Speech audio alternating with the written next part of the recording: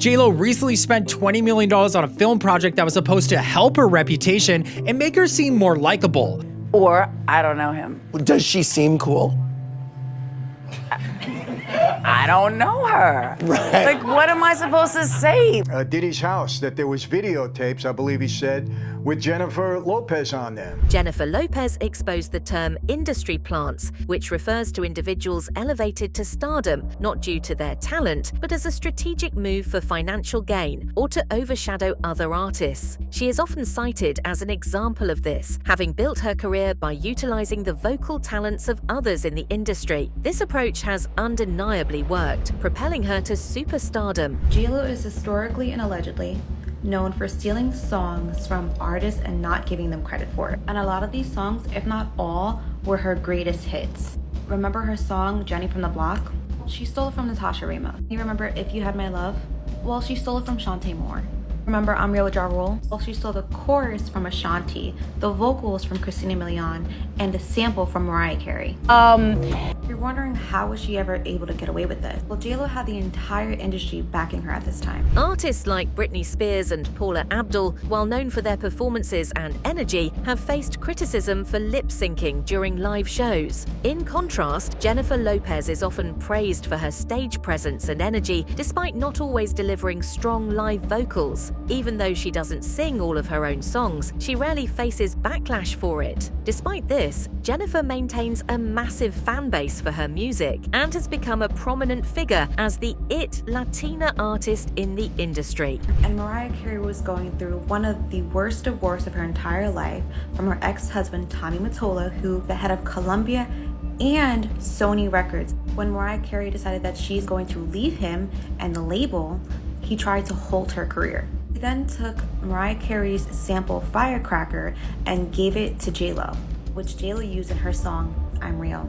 If you know Mariah Carey's journey as an artist and her story, I'll discuss in another video, you would understand why she doesn't like people who don't do the work but take all the credit. You know, my whole life, singing is first and foremost. It's a God-given talent that I'm grateful for. Her thing is something different. Mariah Carey began pursuing a music career in her teens and crossed paths with Tommy Mottola, the head of Sony Music. At 18, she signed with Columbia Records, thanks to Mottola's belief in her voice and potential, something her mother allegedly discouraged. In 1993, 3 years after her debut album's release, Mariah, then 23, married Tommy, who was 45 and had recently ended a 19-year marriage. Their relationship was reportedly toxic, with Mariah feeling trapped and controlled as Mottola heavily monitored her movements. Although he had a significant influence on her career, both positively and negatively, Mariah could no longer endure the mistreatment and eventually divorced him. Okay, I looked this up and apparently J-Lo and Mariah Carey don't like each other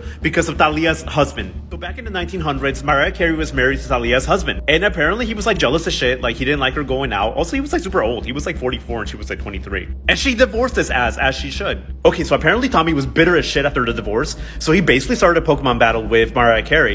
He was basically trying to turn J-Lo into a star to battle Mariah's career. Mariah definitely noticed there were a lot of similarities between her songs. And so the best Mariah could do was ignore her ass. She really said I don't know her because she didn't want to say anything rude or give her validity. The girl has held on to this day. Even J-Lo has been shady and said that they met plenty of times. Anyways, Tommy married Marimar and everybody lived happily ever after. Not even a while, y'all. What do y'all think? After their split, Mottola reportedly used his influence to damage Mariah's career. Jennifer Lopez was allegedly used as a pawn in this situation, though her involvement was indirect. Jennifer, an aspiring dancer, got her first major break in 1990 as a fly girl on In Living Color. Chosen by choreographer Rosie Perez for her star quality, Jennifer faced challenges over her weight but persevered. The Fly Girls were briefly considered for a music deal to rival the Spice Girls, but it didn't materialize. Jennifer later transitioned to Hollywood through acting, landing her breakout role in the biopic Selena.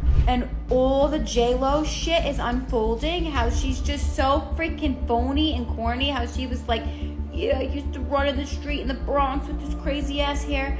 Like, shut the fuck up. You don't donate shit. Your high school and your middle school asked you to donate like a basketball court and you ignored them, all right?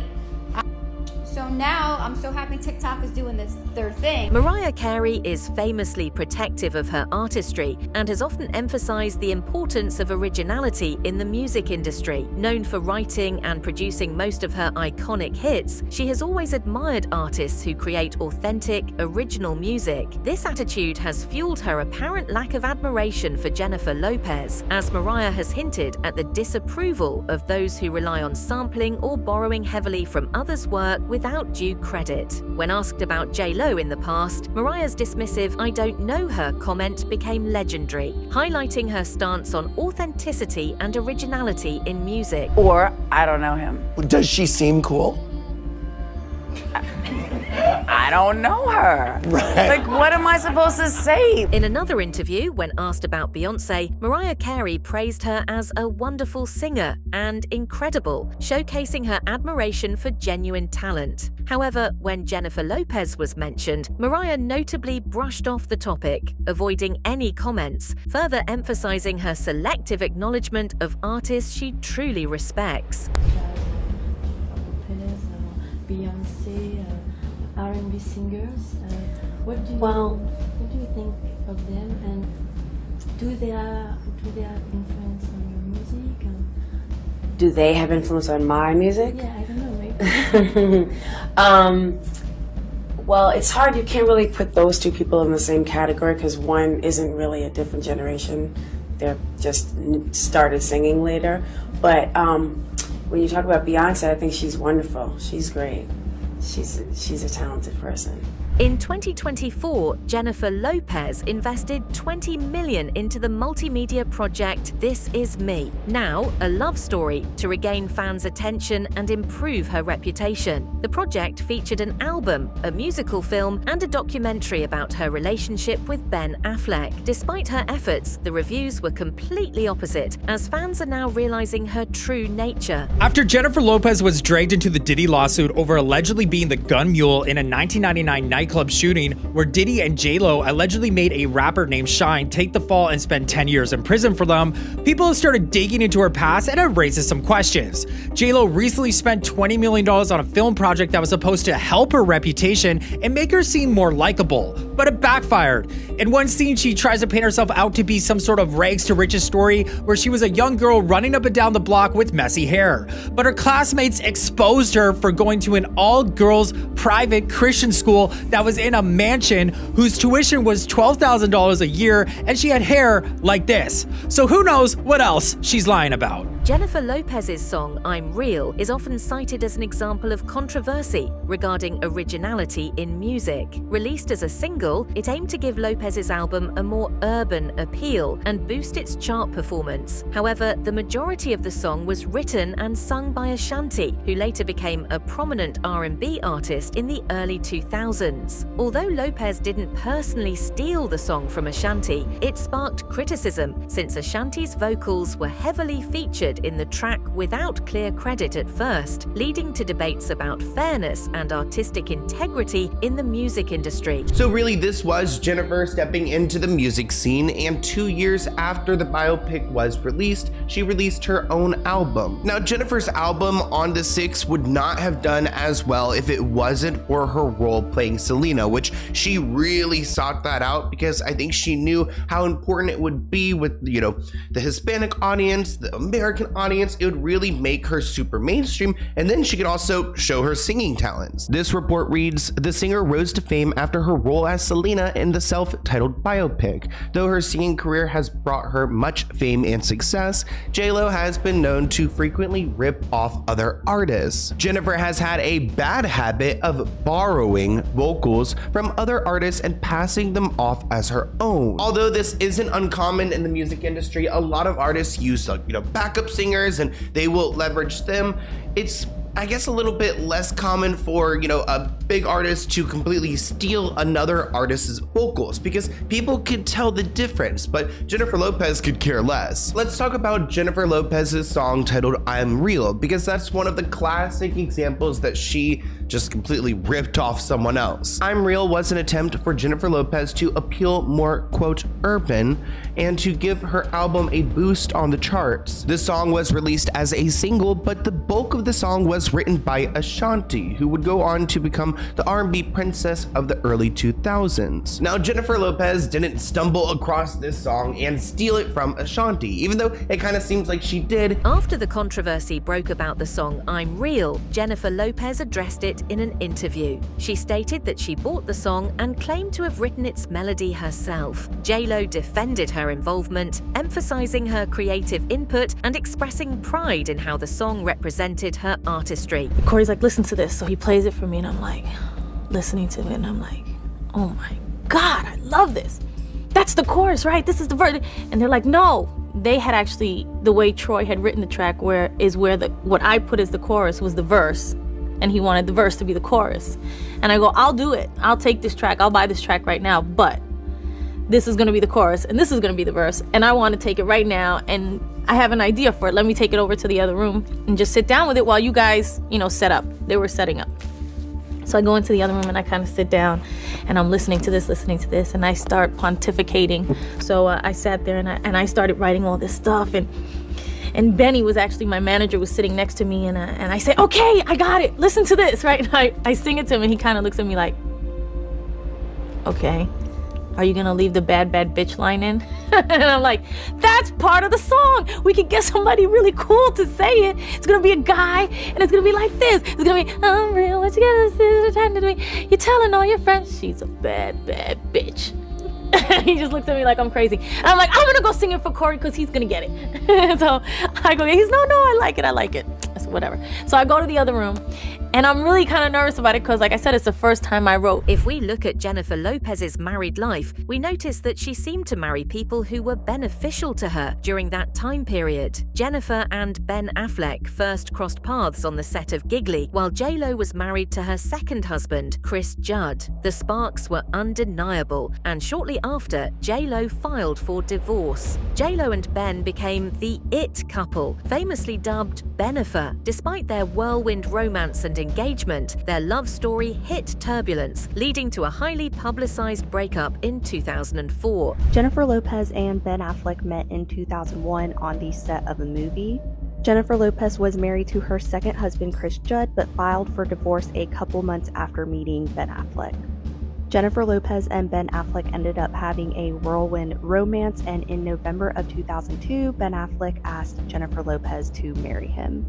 At that point, he gave her a very, very nice pink 6.1 carat diamond ring from Harry Winston. Unfortunately, in September of 2003, they decided to postpone the wedding. There was a media frenzy after them, and they actually had 3 different decoy brides at different locations. They decided it was crazy and to delay it, but eventually that led to a breakup. In the aftermath, Jennifer married Mark Anthony in 2004, a partnership that seemed solid, but eventually ended in divorce in 2011. Jennifer Lopez eventually got married to Mark Anthony in 2004 and they had twins, but then they got divorced in 2011. Ben Affleck ended up marrying Jennifer Gardner in 2005 and they had 3 kids, and unfortunately they also got divorced in 2018. Following her separation from Mark Anthony, Jennifer Lopez went on to date one of her backup dancers between 2011 and 2016 on and off, and then she ended up dating Alex Rodriguez and they got engaged but ultimately called it off in 2021. Meanwhile, J-Lo's dating history included a stint with music mogul Sean Diddy Combs, whose controversies with Kim Porter added layers of drama. They're always dressed to impress. MTV couldn't get enough of them. Remember TRL? Anywhere they went, paparazzi followed. This was a different time. Everyone wanted to know what they were going to wear. Puffy's white party, Loved Up, and everyone was like, OMG, they're so cute. Then December 1999, they go to a party in New York. There are pew-pews involved. They both get arrested. Later, J-Lo was off the hook. I vividly remember people were like, goodness gracious, poor J-Lo, she's with a bad boy, they should break up. But they didn't. They went to the Grammys together. She wore this Versace gown. Everyone lost their minds. They coordinated wearing matching white outfits at the MTV Video Music Awards. Then it came all crashing down. Valentine's Day 2001, they announced they broke up. 7 months later, she married Chris Judd. and then they divorced after 9 months. Diddy and Kim Porter reconciled, although maybe they were seeing each other in between, and who knows who else he was seeing. J-Lo's association with Diddy during his legal troubles even exposed some questionable behavior from both sides. It was a relationship built on music and headlines, but the chaos left its mark. J-Lo is just, I don't know. Every man she's been with has said the same thing, except for Diddy. Diddy's the only one that said she was a great girlfriend and how he wish he hadn't messed it up. How is that the only man in her life that had regrets about their relationship, but everybody else ran for the hills? Like, it's not nobody noticing that. That everybody else that's left her, oh, she was too this, she was this, she was that. But Diddy said she was perfect. Maybe she was meant for the metal. What happens if you're only perfect for the devil? God. After dating Diddy, Jennifer Lopez rekindled her relationship with Ben Affleck in 2021, leading to their marriage in July 2022. However, by April 2024, they had separated, and Lopez filed for divorce in August 2024, which was finalized in January 2025. Interestingly, after their initial breakup in 2004, Lopez reportedly did not return the $1.2 million pink diamond engagement ring Affleck had given her. Well, Ben Affleck and Jennifer Lopez have officially settled their divorce, and no one is paying spousal support. So in a month and a half, their divorce will be official, and they will walk away with what they came in with and what they made. The money Ben earned from his various movie projects is his, and the same goes for what J-Lo earned during their 2-year marriage, and neither will pay spousal support. They also reached an agreement on the $61 million house they bought, but the terms are confidential. The terms of the agreement of the $61 million house, you know, the one that has 20-something bathrooms, bitch, which I can't. Girl, you must have really bad IBS if you need 24 bathrooms, okay, bitch? But anyways, the settlement also revealed that J-Lo is dropping her last name Affleck and is going back to Jennifer Lynn Lopez. Lynn? Oh my God, wait, who's Lynn? Britney Lynn? No. Oh, Jamie Lynn. Ugh. And the divorce only took 6 months, best friend. February 20th, 6 days after Valentine's Day. Ooh, someone's gonna have to give J-Lo a call on that day, okay? Jennifer Lopez's alleged involvement in Diddy's controversial tape is believed to be one of the reasons Ben Affleck ultimately decided to divorce her, further fueling speculation around their separation. One thing Suge Knight said that I can confirm to actually be facts, because I know this gentleman's part of his security team, that they came to Ben Affleck and they said, the wife's on these tapes. So that's something I can confirm to be facts. Jennifer Lopez. For sure, I can confirm. On the tapes, meaning that, you mean maybe videotapes, footage, whatever it is they confiscated there? Yeah, because whenever I meet people like Combs, like they like to keep trophies. They like to keep memorabilia from these escapades. And you know, this is something that's a lot more common than people think amongst elite parts of society. Because like, you know, once a rich guy realizes that, wait a second, no one's gonna tell me no. You know, depending on how you're raised and your moral compass and what you believe in, you know, I've seen a lot of guys get off the handle. And I've seen Combs scream, say, I'm a savage. If I want it, I'm gonna have it. I don't accept no for an answer. That let me know what I need to know, because, you know, I've done security for certain guys, and, you know, you show up to their house unannounced and he's in a mascot outfit in the floor with somebody else in a big teddy bear outfit, and they dry in the floor.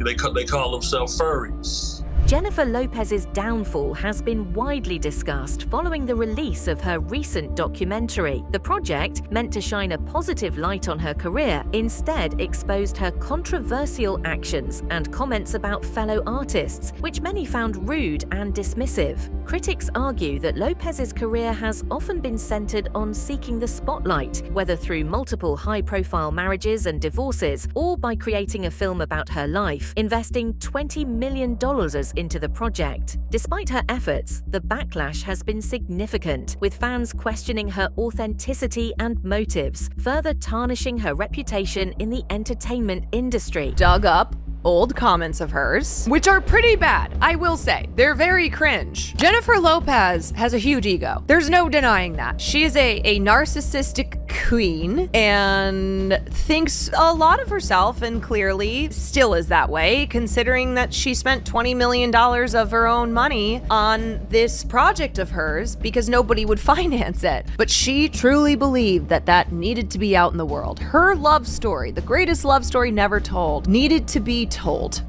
Topping the reasons why people dislike JLo has always been her seeming obsession with the spotlight. Obviously, all celebrities want publicity to a certain extent, but Lopez often takes attention seeking to another level, whether it's her torturous tango with Ben Affleck. Let me read them to you. Now that Lopez has edged up to what she calls the bottom of the A-list of actresses, how does she view the women with whom she's been in contention for roles? Like, say, Salma Hayek. Well, we're in two different realms. She's a sexy bombshell, and those are the kinds of roles she does. I do all kinds of different things. It makes me laugh when she says that she got offered Selena, which was an outright lie. If that's what she does to get herself publicity, then that's her thing. Columbia offered me the choice of Fools Rush In or Anaconda, but I chose the fun B movie because the Fools script wasn't strong enough. Okay. Jennifer Lopez's film focuses on her love life, seemingly created to regain the spotlight after losing public attention. By sharing her personal story, she aimed to reconnect with fans, but critics argue it was a calculated move to revive her fame rather than a genuine expression of her journey. This Is Me Now, a love story, and the two are little pieces of a puzzle that fit together in a one large mystery of Jennifer Lopez's love life, which no one is really that concerned about, but she is incredibly concerned about, and she needs you to know all about it. This Is Me Now, the album, was originally announced in November 2022, and then suspiciously was missing from the grid entirely for about a year afterward, until she announced that Jenny had something else cooking in the oven, and it was This Is Me Now, a love story, which is the wildest thing that you will watch this year. It's The Matrix meets Hugo meets Cloud Atlas, sort of siphoned through Jennifer Lopez's heart. It's just a dazzling spectacle of nothingness, but in the best possible way. And you kind of see that filled out when Jennifer announces the new documentary that she'll have on Prime Video next Friday called The Greatest Love Story Never Told, which is a documentary about the making of This Is Me Now, a love story. Everything's very hard to keep track, but it all makes sense in Jennifer Lopez's mind, and that's the only important thing.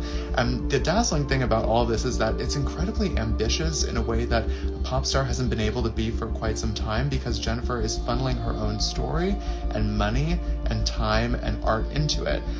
So we're kind of coming away being like, wait, maybe we do actually need to know something about Jennifer Lopez's life, because the way she is so earnest in all of this is just fascinating to watch. So it's like, even if you think you don't care, you might actually care a little bit. Or maybe you just want to spend a Saturday binging all of the weird shit that she's doing right now. That's it for today's video. Stay tuned until next time.